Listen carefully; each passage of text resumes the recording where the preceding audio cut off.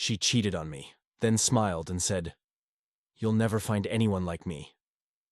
For a while, I believed her, until I built something she never saw coming. Months later, she saw me again, on a billboard, with my name on it. "My name's Jordan. I'm 28, and if you'd met me a year ago, you wouldn't recognize me." Back then, I was working nights at a print shop in a strip mall just outside Charlotte, North Carolina. It wasn't glamorous. Minimum wage, fluorescent lights, customers who never looked you in the eye. But it paid the bills. I lived in a shoebox apartment with no AC, a broken stove, and a view of the back of a gas station. My car rattled louder than the radio. I had 2 shirts that still looked presentable, and one of them had a bleach stain. But none of that mattered, because I had her. Her name was Kayla. We met when I printed her resume. She said I had a cute nerd smile. I said she had the kind of confidence that made rooms quieter when she walked in. It was fast, intense. The kind of love that makes you believe maybe your life isn't as small as it looks.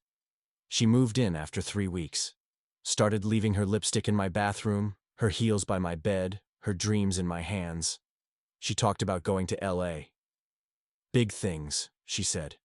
"Acting, modeling, whatever sticks." I just smiled. I didn't have dreams that big. My goals were simpler. A working oven, a car that didn't shake, a woman to come home to. But then things changed. She got restless, started calling my job dead end, laughed when I said I was trying to save for a newer car, said I didn't have drive, that I was too comfortable being no one. The fight started small. A comment here, a joke there. Then came the nights she didn't come home. The texts left on read. The perfume I didn't recognize on the pillow. I confronted her once. She didn't deny it. She just said, "You think anyone else would want you like this? You'll never find someone like me again." Then she left. Just like that. And I sat there, staring at the door she slammed behind her, wondering if she was right. The days after she left were a blur. I still went to work, still printed flyers and menus and funeral programs, still nodded at customers who never knew anything had changed. But inside, I was on autopilot.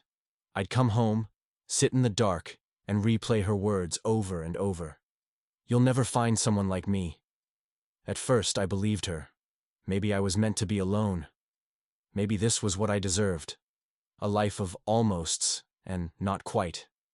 I ate instant noodles, slept in my clothes, let dishes pile up until there was mold on the mugs. And then, I cracked. It was a Tuesday night. I came home to find my ceiling leaking again. The floor was sticky. My fridge smelled like death. I opened my laptop, and it wouldn't even turn on. I lost it. I screamed, threw a plate against the wall, punched a hole in the cabinet, collapsed on the kitchen floor, and cried harder than I had in 10 years. And then I looked at myself. Not just physically, though, yeah. I looked rough. But deeper. I saw someone who'd been living in a cage built by someone else's opinion. Someone who'd let a single person decide their worth. That's when it clicked. I wasn't broken. I was just paused. I quit my job the next morning. No backup plan. Just walked out, returned the key, and told my manager, "I'm done printing other people's stuff. I'm going to make something of my own." It sounded stupid, reckless, but I meant it. I sold everything I didn't need. The broken TV, the PlayStation I hadn't touched, even the bed frame. Took that cash and signed up for an online course in digital design and branding. Spent every night learning UI, Photoshop, video editing, even marketing. I made test projects, posted on Reddit, begged for feedback. Slowly, it started to click. 6 weeks in, someone offered me $200 to design a logo. It wasn't much, but it was the first time someone paid me for creating, not copying. That night, I sat in my tiny bare room and cried again.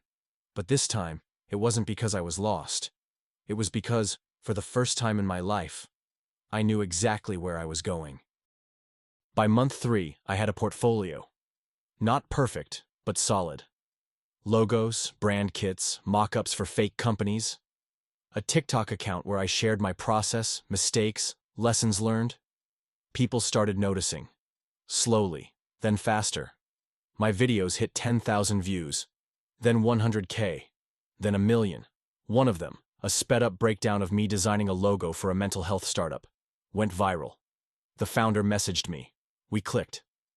Within 2 weeks, I was building out their full brand system. They flew me out to Portland to meet the team. I stayed in a hotel that didn't smell like cigarettes. I ordered room service for the first time in my life. It felt unreal, like I'd somehow stumbled into someone else's life. Except this time, I wasn't pretending. I'd earned it. They offered me a retainer deal. I said yes, packed up everything I owned, which, honestly, wasn't much, and moved across the country. New apartment, new clothes, a real workspace. I was still me, but sharper, calmer, confident in a way I'd never been before. And then, it happened. I was walking downtown, iced coffee in hand, heading to a client meeting, when I saw it. A billboard. Bright, clean, bold letters. Your brand deserves to feel like you. Underneath it, my logo, my colors, my name, Jordan Tyler, creative director. I stopped in the middle of the sidewalk. Cars passed. People walked by. I just stood there staring up at the thing like it was a portal into another dimension. And then, no joke, my phone buzzed. A message from an unknown number. It said, "Hey, is this really you?" And then another. "Saw your billboard. Wow, I'm proud of you." I didn't need to ask who it was. I knew that number by heart. Kayla. I stared at the screen for a long time. It wasn't anger I felt, not even resentment. Just wait. That kind of heavy silence that settles in when someone from your past suddenly acts like it never happened. I didn't answer right away. I let the message sit there, glowing on my screen while I walked the block 3 more times, tried to feel something. Anything. Finally, I wrote back. "Yeah, it's me." She replied almost instantly. "I saw your ad. You're doing amazing. I always knew you would." I almost laughed. Not in a cruel way. Just the irony. The girl who once told me I had no drive was now complimenting my career from the sidelines. She kept going. I was thinking, maybe we could catch up. Just coffee or something. No pressure. I didn't respond. A day passed. Then 2. Then she followed up with, "I miss the way you used to look at me. Like I mattered." That one hit differently. Not because I believed her, but because I remembered being that version of myself. The guy who looked at her like she was the best thing that ever happened to him. Back then she was. And that scared me more than anything. Because for a second, a tiny second, I almost said yes. Almost. But I didn't. Instead, I screenshotted the messages, saved them in a folder titled Lessons, and I moved on. I didn't block her, didn't ghost her, just let her see the message. Seen. Because sometimes silence speaks louder than closure. Today, I live in a space that smells like coffee and cedarwood. There's sunlight in the mornings, plants that don't die, friends who text just to check in, not because they need something. I built this life, brick by brick, logo by logo, video by video. And none of it includes her. Not because I hate her, I don't. I'm not angry anymore. I'm just free. Free from the version of me who needed someone else to feel whole, who thought being loved meant being tolerated, who believed that survival was success. I still think about that billboard sometimes, not because of what it meant to her, but because of what it meant to me. It wasn't proof that I'd made it. It was proof that I'd stopped hiding. For years, I let people talk over me, shrink me, define me by what I didn't have. I let one woman convince me I was disposable. Now, I build identities for a living, but I finally know my own. And it's not perfect. I still mess up, still overthink, still feel small some days. But I don't stay small. I take up space now, in rooms, in conversations, in my own damn skin. And when I look in the mirror, I don't see a man she left behind. I see a man who walked away and didn't look back. You know what's funny? For the longest time, I thought closure would come in some dramatic scene. Like, standing in front of her, saying everything I held in, watching her cry or apologize or beg. But closure wasn't that.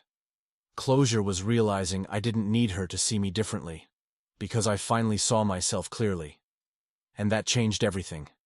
I don't measure my worth by someone else's approval anymore. I don't crave validation from people who once made me feel invisible.